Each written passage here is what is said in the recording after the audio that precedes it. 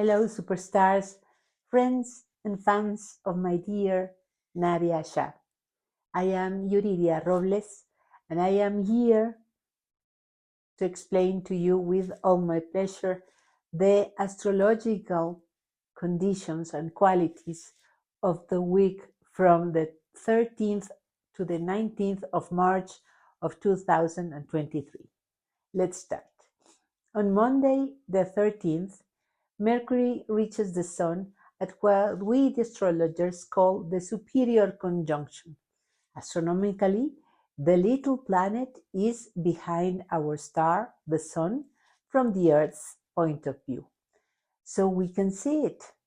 This is a special meeting because it means that we will tap onto more idealistic thoughts.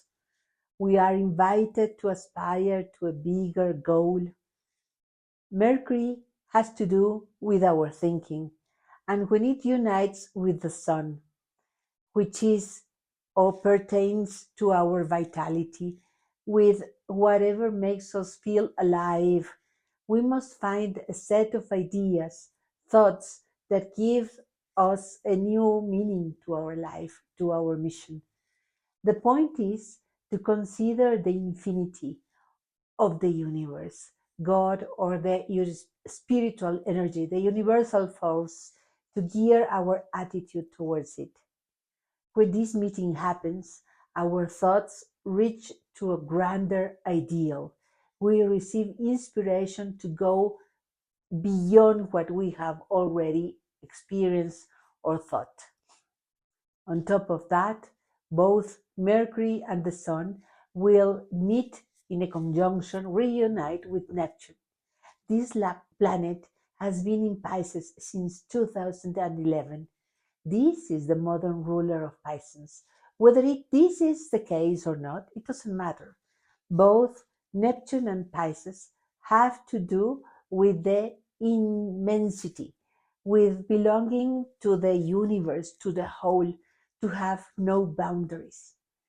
It is to submerge in the infinity. The meeting here of all three planets in the astronomical conditions I have explained to you means that we have to take a deep and profound dive to construct a dialogue that can go either way. In the coherent side, as I mentioned, it can inspire us to do, create, and develop much more than we have previously dreamed of, creatively speaking, idealistically, and spiritually wise. Unfortunately, on the non-coherent side, we can fall prey to lies and deceptions, even the ones that we invent for ourselves, although we will not see it or them clearly until the effect has passed in the following weeks. Also, the urge to escape into infinity will grow, so we have to be careful with the means we use to fulfill this yearning. The best example I can give you about this kind of inspiration and situation in the heavens is Dante Alighieri, the Italian medieval poet who was inspired by a woman. He only saw her twice in his life, and he never ever spoke to her. But the feeling, the inspiration he drew from her was deep enough for him to write the Divine Comedy, one of the greatest poems of Europe's medieval period, written in Italian, which was the language known by all. It cannot be understood by all the people. The poem represents and expands on the philosophical views of Christianity at that time. It links the secular world of philosophy, that is unreason, that is Mercury, with the religious and spiritual world of faith, which is Neptune. The poem is written as a first-person account of Dante's travels through hell, that is the Inferno, then the purgatory, the in-between realm, and then paradise. He goes up to heaven in this work. This meeting of Mercury, the Sun, and Neptune will be in effect all week until the 19th, when Mercury will enter the sign of Aries. So let us take advantage of this energy to create and develop something artistic, creative, extraordinary, and connect with our spiritual side. This same day, we have a meeting between Chiron and Jupiter in Aries.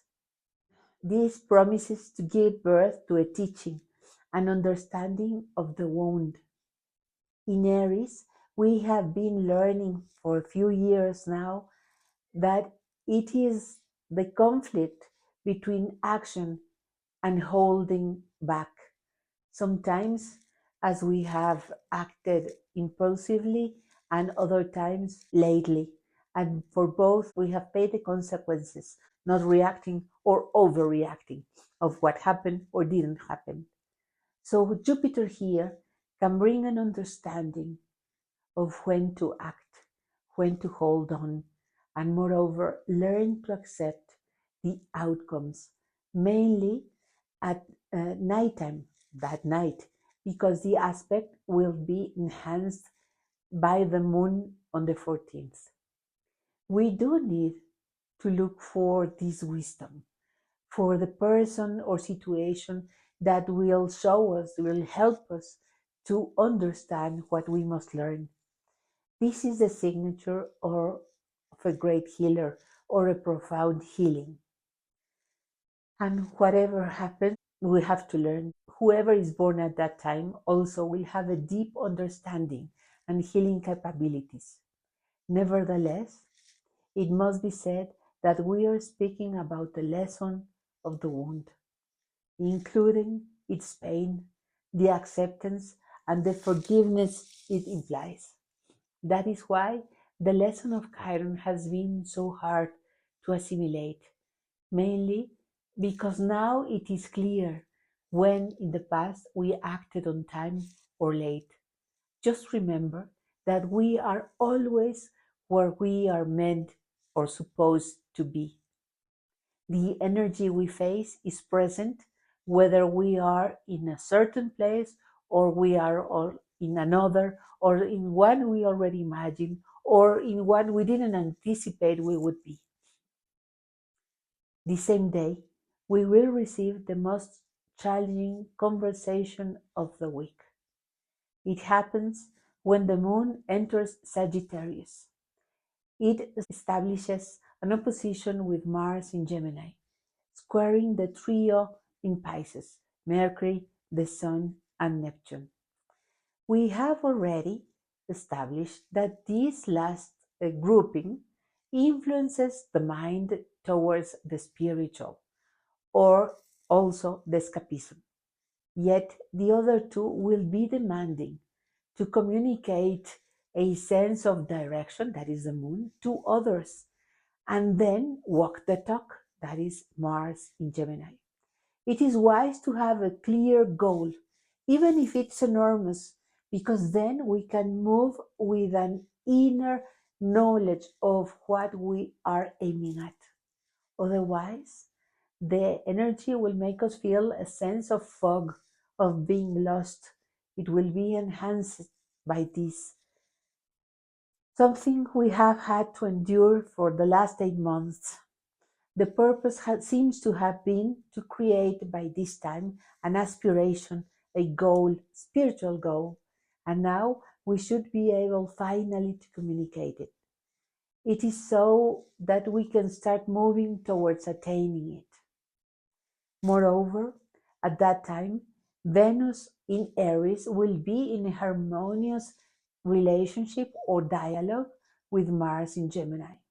So this signals that the desire to move is there. We have a need to conquer what we have planned. On Wednesday, the 15th, Pluto is in a hard conversation with Venus, still in Aries. This signals the difficulty between spontaneity and planning ahead.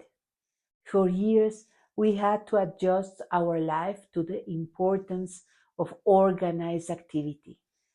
The passion and the immediacy of the moment or the immediate conquest, has been met with this mandate of order and forethought.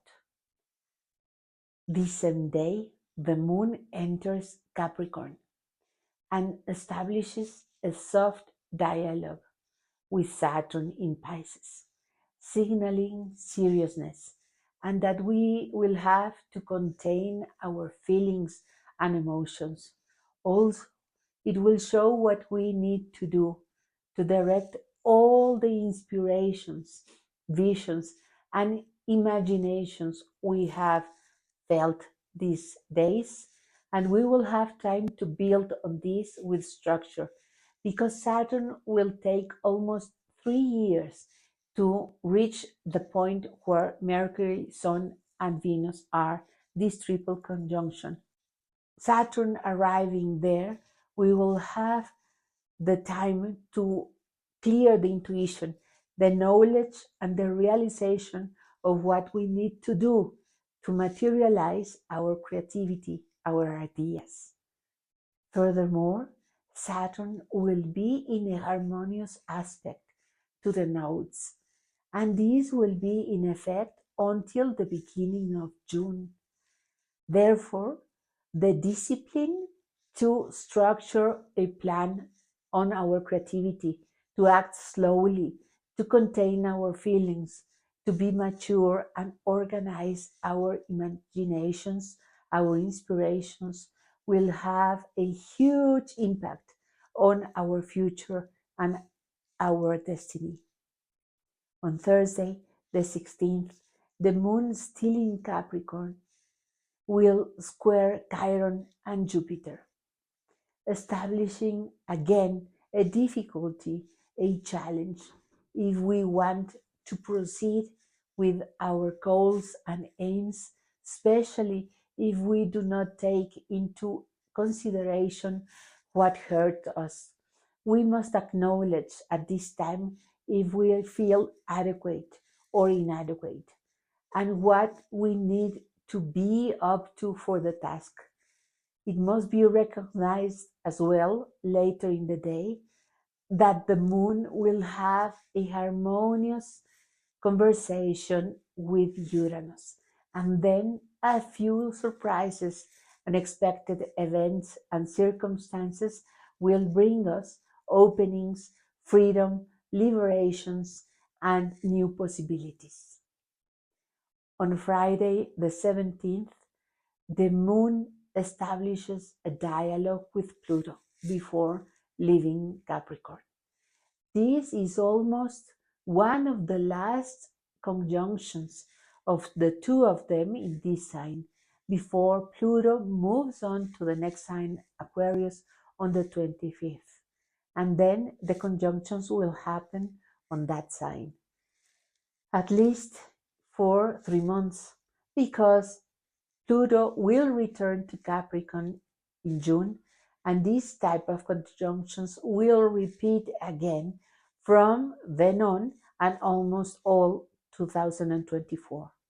Nevertheless, this is a meeting that signals maturity, refraining the drama, being reasonable about plans, aims, and goals, supporting the process that is just beginning with Saturn in Pisces.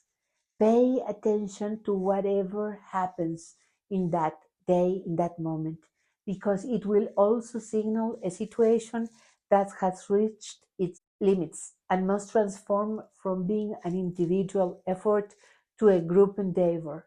We used to do something by ourselves, alone. Now we will see that it will be better in the following years, 20 to be precise, to work, to act with others in a team effort, to achieve what we want to, but together. We must end these solo trips to start going on with others, learning, accepting to share our goals, our plans, and projects. On Friday, as soon as the moon enters Aquarius, it will form a hard aspect, a hard dialogue with Venus in Taurus.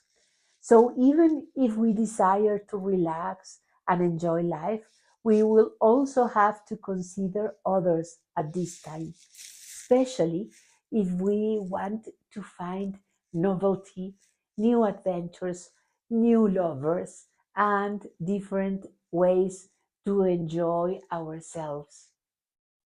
The presence of the node here will also demand us to find out new pleasures, new ways of enjoying ourselves. On Saturday, the 18th, the moon, still in Aquarius, goes into a direct conversation with Uranus, a hard one. So the need here again enhances the need for novelty. This is a continuous demand for already 3 years, and it will continue for 3 more.